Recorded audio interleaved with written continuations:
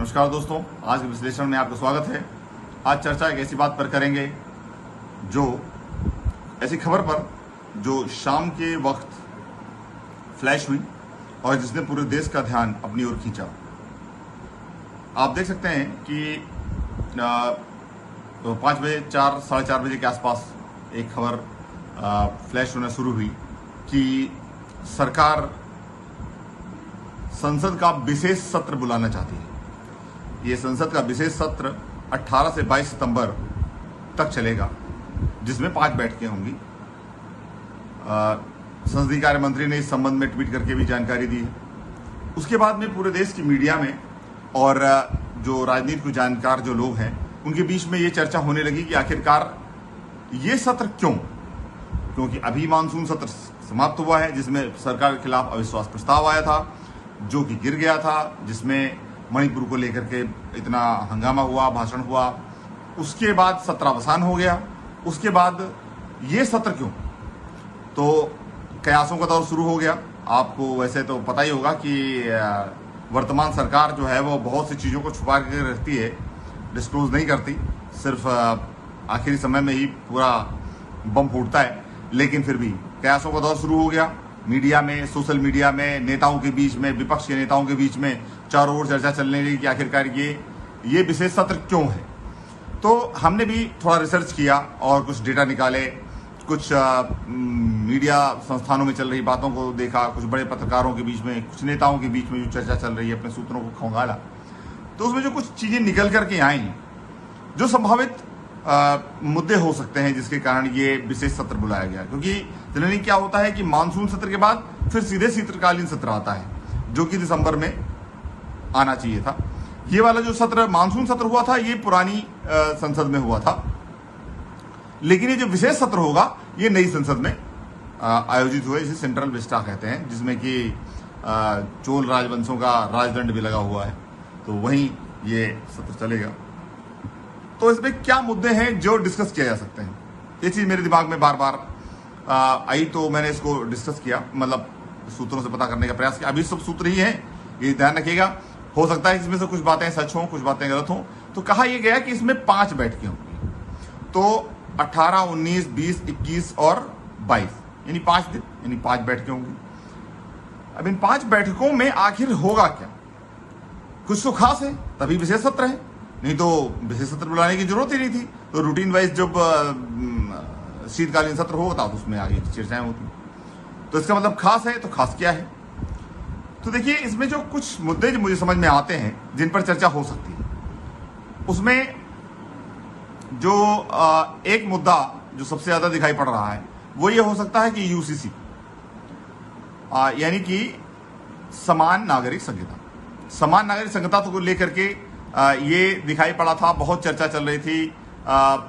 जो न्यायिक आयोग ने इस संबंध में अपनी डिटेल्स भी मांगे थे, उसको ये लगभग लगता था कि जो है वो मानसून सत्र में ही यूसीसी पर कोई न कोई बिल या कोई न कोई प्रस्ताव, कुछ न कुछ यूसीसी पर आएगा। लेकिन हुआ ऐसा कुछ भी नहीं, वो मामला ठंडा पड़ गया और वो आई गई बात हो गई। ये बातें उठी भी कि आखिरकार यूसीसी कहाँ चला गया।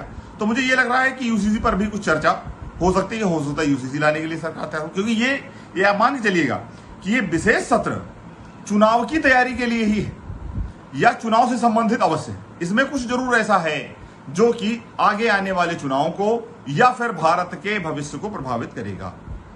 तो इसमें देखिए, यूसीसी एक ऐसी चीज हो सकती है जिसको लेकर के सरकार चर्चा करना चाहती हो, या इसमें कोई बिल ला रही हो या कोई कानून ला रही हो। दूसरा एक बार और मुद्दा आपको याद होगा कि मानसून सत्र में ही आखिरी दिनों में गृह मंत्री अमित शाह जी ने भारत न्याय संहिता, यानी कि अंग्रेजों के बनाए हुए कुछ कानूनों को खत्म करने का और नए कानून लाने के संबंध में एक प्रस्ताव भी पारित करवाया था, जिसके तहत आईपीसी, सीपीसी, सीआरपीसी और इंडियन एविडेंस एक्ट को चेंज करके उनकी जगह भारत न्याय संहिता और नया साक्ष्य कानून लाने की चर्चा की गई थी, यानी ये प्रस्ताव को लाया गया था, पर उसको रोक दिया गया था। हो सकता है कि उसमें बहुत से ऐसे प्रोविजंस हैं जो चुनाव में बहुत इफेक्टिव असर डालेंगे। असर इस तरह से डालेंगे कि उसके कारण चुनाव में फेक न्यूज को फैलाना मुश्किल हो जाएगा, जो कि बहुत जरूरी है। अगर फेक न्यूज फैलती है तो पक्ष विपक्ष दोनों का नुकसान होता है, क्योंकि देखिए अब भारत का जो चुनाव होने वाला है 2024 का, वो चुनाव भारत का नहीं पूरी दुनिया का चुनाव होगा। उसमें पूरे world leaders, even George Soros से लेकर के और अमेरिका का चुनाव जैसा होता है उतना ही प्रभावशाली अब इंडिया का इलेक्शन होने लगेगा। भाई इंडिया धीरे धीरे धीरे वर्ल्ड की तीसरी पावर बनती जा रही है, तो इस पर अब तो पूरे दुनिया के सारे फोर्सेस की नजर है, तो प्रभाव तो पड़ेगा ही। तो ये भी मामला आ सकता है कि आईपीसी को अमेंड करके भारत न्याय संहिता को लाने का प्रस्ताव आए, या उस पर कोई कानून बने, या उस पर चर्चा हो। तीसरा,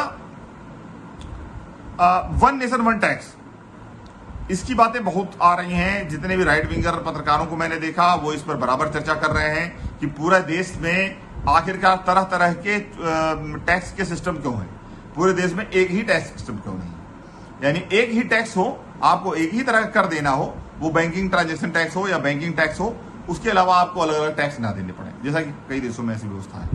इस पर भी कुछ ना कुछ प्रस्ताव आ सकता है। और एक भाई, जम्मू कश्मीर राज्य को इस समय जो है एक यूनियन टेरिटरी और एक जो है एलजी के अंतर्गत जो है वो राज्य बनाया गया, उसको पूर्ण राज्य का दर्जा नहीं। उसके पूर्ण राज्य के दर्जा के लिए सरकार ने खुद ही कहा था कि हम इसको पूर्ण राज्य का दर्जा कुछ दिन में दे देंगे, जब 370 के बाद कुछ दिन रिफॉर्म के लिए हमें चाहिए, उसके बाद हम इसको पूर्ण राज्य का दर्जा दे देंगे। तो मैं भी ये भी प्रस्ताव पारित हो जाए कि जम्मू कश्मीर को पूर्ण राज्य का दर्जा दे दिया गया, ताकि ये मतलब एक माइलस्टोन, एक बहुत बड़ा मील का पत्थर साबित होगा कि सरकार ने 370 को खत्म किया, जम्मू कश्मीर शांति स्थापित की, वहां पर डेवलपमेंट के प्रोजेक्ट शुरू हुए और वहां की पॉलिटिकल सिस्टम को स्टेब्लिश करने के बाद सरकार ने पुनः जनता के द्वारा चुनी गई सरकार चुनने का रास्ता साफ कर दिया। ये एक मुद्दा संभावित है। फिर है कि अब जैसे ही ये खबर आई उसके बाद विपक्ष में तो हलचल मची हुई है, विपक्ष में हलचल मची हुई है। विपक्ष के नेताओं की एक बैठक मुंबई में चल रही है, जिसमें कि इंडिया गठबंधन INDIA गठबंधन के का लोगो फाइनल होना है, उसमें सीट शेयरिंग के फार्मूले पर चर्चा होनी है, उसमें किसके नेतृत्व में चुनाव लड़ा जाएगा इस पर चर्चा होनी है, और ये 2 दिवसीय बैठक मुंबई में चल रही है, जिसको लेकर के पूरे देश में एक जिज्ञासा का माहौल है। तो सरकार ये चाहेगी कि ये खबर आ जाने के बाद पहले तो उनके बीच में थोड़ा सा बज़ पैदा हो कि आखिरकार करने क्या वाले हैं। तो लेकिन ऐसा नहीं है कि सिर्फ बज़ भरने के लिए ये विशेष सत्र आ रहा है, इसमें कुछ होना है। ठीक है, चलिए फिर उसके बाद में एक और बात आई, जो छठा मैटर जो मेरे समझ में आ रहा है, रोहिणी आयोग की रिपोर्ट को संसद की समिति को दे दिया गया है। रोहिणी आयोग वो आयोग बनाया गया था जिसमें विभिन्न दलों और पूरे देश के द्वारा विभिन्न दलों के द्वारा मांग किए जाने पर कि ओबीसी आरक्षण का कितना लाभ ओबीसी के अंदर वर्णित विभिन्न जातियों बिरादरियों को मिला है, उसके संबंध में एक रिपोर्ट मांगी गई थी, जो कि रोहिणी आयोग ने बनाई है और उसको संसदीय समिति को सौंप दिया गया है। इस पर भी चर्चा हो सकती है। अगर ये होगा तो ओबीसी को सरकारी सुविधाओं में और सरकारी नौकरियों में दिए गए 27% आरक्षण के डिवीजन की बात आएगी कि किन बिरादरियों ने इसका सर्वाधिक लाभ उठाया है और कौन अभी भी इससे शोषित और वंचित हैं, जिनको अभी तक इस ओबीसी आरक्षण का लाभ नहीं मिला है। उनको ओबीसी आरक्षण का लाभ देने के लिए क्या किया जाए, उसका कोई पाथ यानी कोई रास्ता तैयार किया जाएगा। और जो एक बात सबसे ज्यादा मैंने देखी मीडिया में, सबसे ज्यादा जो चर्चा में बात है, वो है एक देश एक चुनाव की बात। अब देखिए इसके बारे में मैं आपको जरा सा देखिएगा कि 2014 और 2019 के बीजेपी के घोषणा पत्र में बीजेपी ने इस बात का उल्लेख किया था कि भारतीय जनता पार्टी सत्ता में आने के बाद ये प्रयास करेगी कि पूरे देश में एक समय में एक ही चुनाव हो, यानी कि एक ही चुनाव में विधानसभा लोकसभा दोनों के चुनावों को करवा लिया जाए, बराबर चुनाव न होते रहे। सलियत में इस समय क्या हो रहा है कि हर समय चुनाव होते रहते हैं, कहीं लोकसभा का चुनाव हो रहा है तो उसके बाद किसी प्रदेश का चुनाव हो रहा है, किसी विधानसभा का चुनाव हो रहा है तो राज्यसभा की सीटों का चुनाव हो रहा है। मतलब चुनाव एक परमानेंट काम बन गया है, आदमी का एक परमानेंट काम है वोट दो। इनसे इसमें बहुत तरीके का पैसा बर्बाद होता है। साथ में आप आश्चर्य करेंगे कि ये भारत ऐसा देश है जहां पर प्रधानी का वोट देने के लिए अलग वोटर लिस्ट है, विधायकी का वोट देने के लिए अलग वोटर लिस्ट है, नगर निकाय का वोट देने के लिए अलग वोटर लिस्ट है, और सांसदीय का वोट देने के लिए अलग वोटर लिस्ट है। तो मोदी जी ने कई बार इन चीजों को संसद में भी उठाया है और उन्होंने बार बार ये इच्छा जाहिर की थी कि एक देश एक चुनाव होना चाहिए, पर उसका ये परफेक्ट टाइम है। ये भी हो सकता है कि इसके कारण चुनाव कुछ पहले हो जाए, जो कि संभवतः मई में होने चाहिए, उन्हें दिसंबर जनवरी में भी करवा लिया जाए, या फिर कुछ इस बारे में जरूर चर्चा हो सकती है, क्योंकि ये भाजपा के एजेंडे में शामिल था। भाजपा के एजेंडे में है तो इसको फुलफिल करने के लिए जरूर भाजपा प्रयास करेगी। अब आप एक चीज जरा और गौर करिए कि भारत में पहले एक साथ ही चुनाव होते थे, लोकसभा विधानसभा के चुनाव पहले ही हुआ करते। 1971-72 की जंग के बाद ऐसी परिस्थितियां बनी कि लोकसभा चुनाव और विधानसभा चुनाव में मतलब तारतम्य बिगड़ गया और फिर उसके बाद से बराबर चुनाव नहीं हो पाए। तो ये मुद्दा भी सबसे ज्यादा इस समय इसी मुद्दे पर चर्चा हो रही है कि चुनाव को आगे बढ़ाने के लिए या फिर एक पूरे देश में एक साथ चुनाव करने के लिए कई जो ऐसे प्रदेश होंगे जिनमें फिर से चुनाव कराना पड़ेगा। किसी में 2 साल बीत चुका है, किसी में 3 साल बीत चुका है, किसी का 25 में इलेक्शन है, किसी का 27 में इलेक्शन है, किसी का 24 में इलेक्शन है, तो उन सबको लोकसभा चुनाव के साथ ही करा लिया जाए। देखिए प्रधानमंत्री जी, मतलब ये एक ऐसा मुद्दा है कि मुझे याद है कि लगभग 4-5 बार प्रधानमंत्री जी ने इस बारे में चर्चा की। देखिए सबसे पहले 26 जून 2019 को संसद में ही प्रधानमंत्री जी ने यह कहा था कि 1 नेशन 1 इलेक्शन की ओर हमें बढ़ना चाहिए। फिर उसके बाद में उसी में मतदाता सूचियों के बारे में भी उन्होंने चर्चा की थी। फिर उन्होंने 15 अगस्त 2019 में लाल किले से भाषण देते हुए यह कहा था कि भारत में 1 नेशन 1 इलेक्शन की ओर हमें बढ़ना चाहिए। फिर 26 नवंबर 2020 को चुनाव आयोग प्रिसाइडिंग अफसर्स को एड्रेस करते हुए उन्होंने इस बात को दोहराया था कि पूरे देश में एक साथ चुनाव हो, कम से कम आप लोग एक चुनाव एक सूची तो मतदाता सूची तो एक बनाएगी, ठीक है, लेकिन उस पर कोई भी प्रोग्रेस नहीं हुई। फिर उन्होंने 17 नवंबर 2021 को फिर इस बात को दोहराया कि 1 नेशन 1 इलेक्शन होना चाहिए, लेकिन उस पर कुछ नहीं हुआ। अभी आप देखिए कुछ मीडिया चैनल्स को दिए गए अपने इंटरव्यू में 14 फरवरी 2023 को गृह मंत्री अमित शाह ने इस बात का उल्लेख किया कि पूरे देश में एक साथ चुनाव होने चाहिए, विधानसभा लोकसभा के सारे चुनाव एक साथ होने चाहिए और इसके लिए सरकार आगे बढ़ेगी और सरकार ये करने के लिए प्रतिबद्ध है। तो कहीं ऐसा तो नहीं वही मामला है, क्योंकि अगर ये आएगा तो उसके बाद तो फिर हंगामा मचेगा। हंगामा इस तरह मचेगा कि ये जो इंडिया गठबंधन है ये छिन्न भिन्न हो जाएगा। इसमें पहले तो सारे क्षेत्रीय दल पहले अपनी अपनी विधानसभा बचाने के लिए निकलेंगे कि पहले विधायकी का चुनाव जीतो, उसके बाद में जैसे और जो लोकल राइवल्स हैं उनको पहले संभालो, फिर बाद में इंडिया गठबंधन के अंदर आ जाए। क्योंकि इसमें क्या हो गया है कि लोकसभा के चुनाव पे सब कोई फोकस है, कोई विधानसभा के चुनाव पर ध्यान नहीं दे रहा है। लेकिन जब विधानसभा चुनाव बात आएगा तो केजरीवाल सोचेंगे ऐसा है अकाली दल से तो मुझे सबसे पहले निपटना है, नहीं तो मेरी पंजाब की सीट जाएगी।